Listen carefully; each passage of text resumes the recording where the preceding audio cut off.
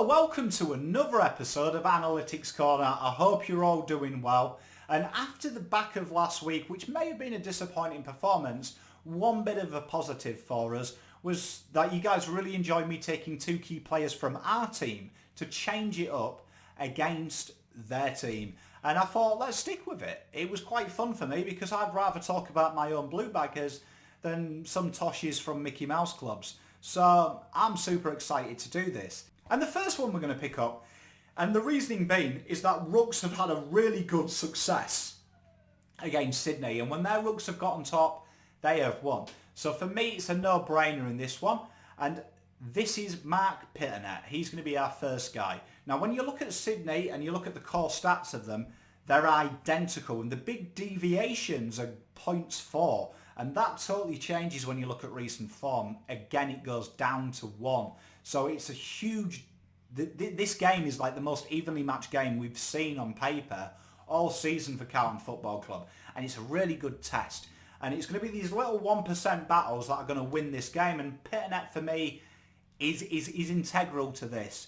Now, let's look at his numbers. 8.3 disposals, 1.8 marks, and 2 tackles.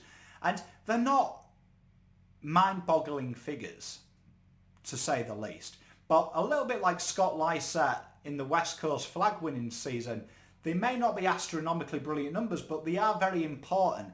And for me, one thing that we're going to see here is the centre contests were almost identical in numbers. And it's going to come down to the ability to ruck. Now, when I look at first use from Carlton, and particularly when they play to Pitternet, there seems to be a disjoint for me, because he gets a decent fair share of hit-outs. 22 is his average this year, but he gets sharked quite a bit, and it feels like it's disjointed between our midfield. And I know he's new, and you look at his numbers, they're all around the average mark where we'd expect to see any ruckman, so he's by no means a slouch. Just under 42%, 30% of them, and that's the good category, are hit-outs to advantage. And I feel like this is where we really need it. Now, I kind of project that Cripper will be rested for this game. I really do believe that. So I think this is going to be really important for Ed Kerno and Setterfield to feed off his ability to second and third effort and to stifle centre clearances. That's something that we don't have a stat for, but if you watch him play, he's very good at, when he does lose it, not allowing that ball out with ease. And for me, it's going to be super important for him that when he is going into these ruck duels, he's not allowing Kennedy to feed it out. He's not allowing Luke Parker to get easy ball. And a bit like, the talk we had a couple of weeks back with him in matchups, just to stifle, just to really hurt the opposition by not allowing them easy ball. When we talked about him against Goldstein, it was the same thing. Just put the pressure on. Don't allow it easy. You can see here 3 clearances himself and 2.31 percenters. And I think an interesting one is that he rates elite in contested one-on-one matchups, and he rates very good in his ability to intercept mark around the ground. And this is going to be something where he slots into almost like that quarterback position. I know that doesn't exist in AFL, but between the half-back line and the midfield, I think that is really important as well. A real understated thing to our system that Pitternet does supremely well. And he also manages to go up forward and take some important marks. I think his work around the ground this week is going to be just as important as his ruck work. And for me, he's a key matchup for us, key player for this game, just to give us that 1% edge. Finally, we're going to go with Levi Casboult. Now, traditionally, Sydney, particularly in the last 5 games, have really stifled the primary target. Now, we know that that's McKay. I mean, anyone who's watched Carlton will know that we try and kick the ball to McKay at all costs, particularly with old mate out.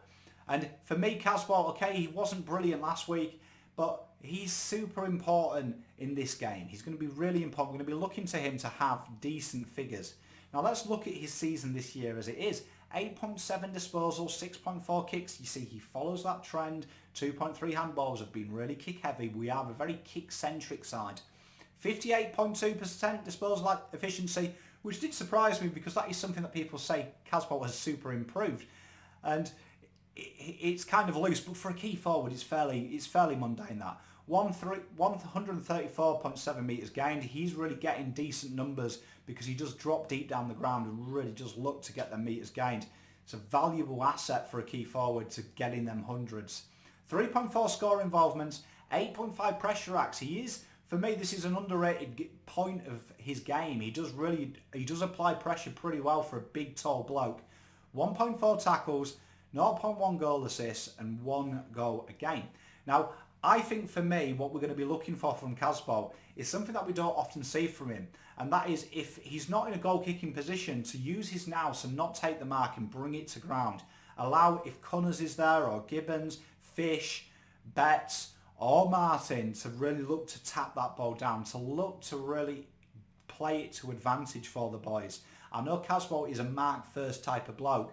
For me, this week, he's going to have to look and think, outweigh that selfish ability that all key forwards have, and think, right, can I just tap this down, get it to a runner and hit them hard? And you'll find that second forwards in this game have had really good games against Sydney. It's going to be really important. It's how you break their midfield, their backline down. It's going to be really important for me. And I think that Casboult's got them skills. He has got decent footy IQ, and he can take a snag and a big mark when he needs to.